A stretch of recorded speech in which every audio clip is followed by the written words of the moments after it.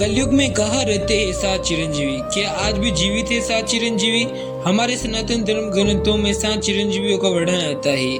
उनके इतिहास के बारे में अधिकतर लोग जानते हैं, पर सब में यह जिज्ञासा अवश्य होती है, अगर वह सब चिरंजीवी है तो कलयुग में भी जीवित होंगे, तो वो कलयुग में कहाँ निवास कर रहे हैं? आज हम कुछ इसी विषय के बारे में बात करेंगे। जितनी प्रमाणित जानकारी हमें मिल सकी उतनी जानकारी हम आपके लिए लाए हैं। आइए चलते हैं हम अपनी वीडियो की ओर। परशुराम। एक समय क्रोध में भरे जमदग्नि ऋषि ने परशुराम जी से उनकी माता का वध करने को कहा था। परशुराम जी ने फरसा लेकर उसी क्षण अपनी माता का मस्तक काट डाला। इससे महात्मा जमदग्नि ऋषि का क्रोध शांत हो गया और उन्होंने प्रसन्न होकर परशुराम जी से कुछ भी मांगने को कहा था।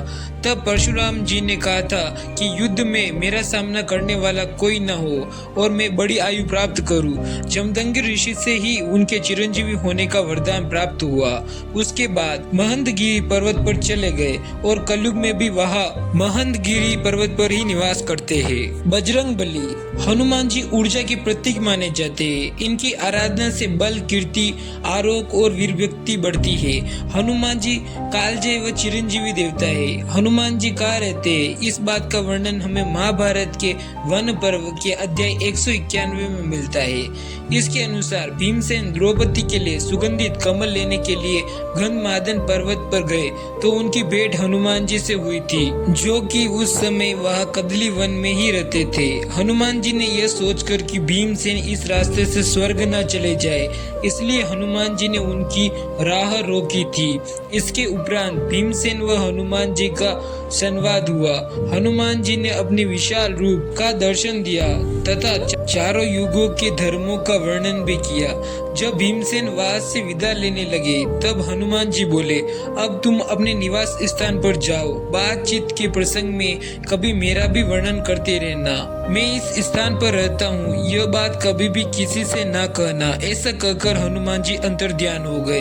इस संवाद से हमें यह ज्ञात होता है कि हनुमान जी कलयुग में भी गंधमादन पर्वत पर निवास करते हैं। जहाँ जहाँ प्रभु श्री राम का नाम लिया जाता है वे वहाँ उपस्थित रहते हैं। राजा बलि।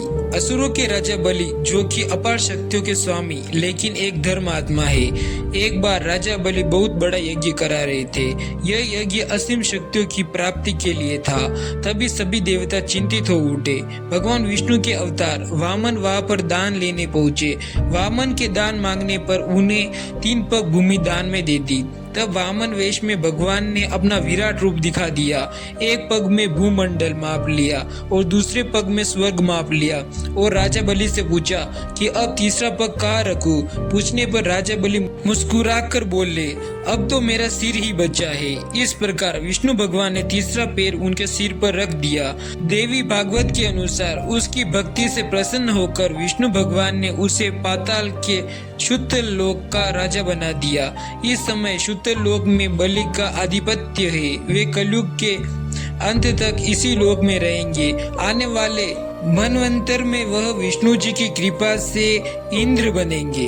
विभीषण। रावण के छोटे भाई विभीषण, उन्होंने अपने भाई के विरुद्ध जाकर श्री राम का साथ दिया था। उन्हें वहां पर नैतिकता व धार्मिकता बनाए रखने के लिए और दुनिया भर के लोगों को धर्म का मार्गदर्शन इस महायुग के अंत तक जीवित रहने का वरदान प्राप्त था। अश्वत्थामा, कृपाचार्य और व्यास जी। महाभारत में गुरु द्रोण पुत्र अश्वत्थामा को श्री कृष्ण के हाथों श्राप मिला था कि वह 3000 वर्षों तक भटकते रहेंगे।